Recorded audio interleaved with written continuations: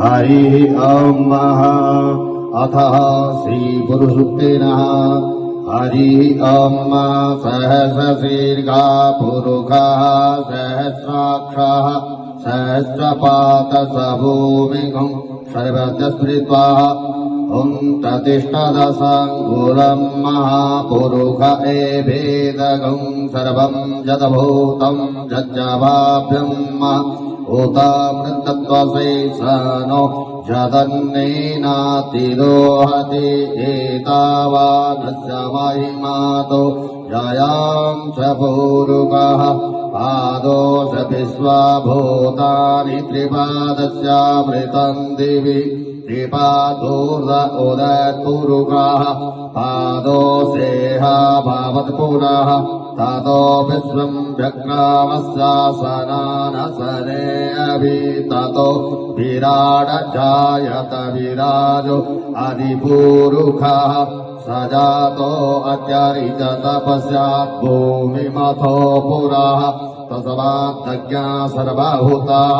संवृतं बृहदाजं पाशोस्ताश्चक्रे बाहिभ्याम्नारण्य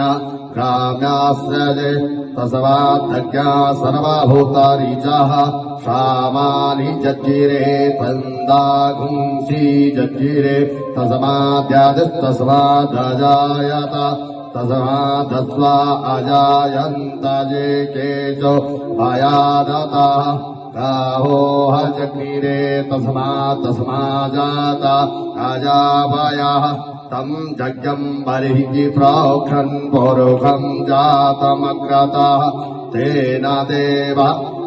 अयजन्त साध्याधिकयस्य ये यदपुरुषं व्यददो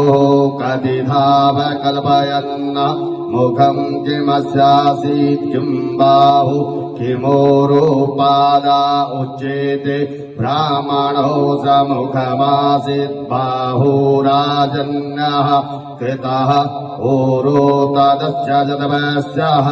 पदवाङ्गं सौत्रो अजायतः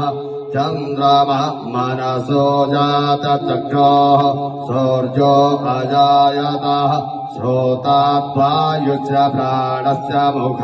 जगरिरजायत नाभ्याम् आसीदन्तरिक्षगं शेषराजः क्षमावर्तत पदव्याम् भूमिर्दिशः श्रोता तथा लोकान् प्रकल्पयन्नः यदपुरुषेण हविका देवा जिज्ञमतन्वत वसन्तोषासीत्ताजां ग्रीष्मैद्वः शरद्धभिः शब्दाशासन् परिधयस्त्रिः शब्दसमिताः कृताः देवा जज्ञं तन्वान अभग्नं पुरुषं पशुं जग्नेन जज्ञमयजन्त देव स्थानि धर्माणि प्रथम यासन्नः देहनागं महिमानः षजन्द्र यत्र पूर्वे शाद्याः क्षन्ति देवाः हरिः ओम। सभी को जय श्री राधे, जय श्री कृष्ण। इस पुरुषोक्त को जरूर श्रवण करें, इसका मनन करें, इसका चिंतन करें और भगवान नारायण की पूजा अर्चना में इस पुरुषोक्त को अवश्य ही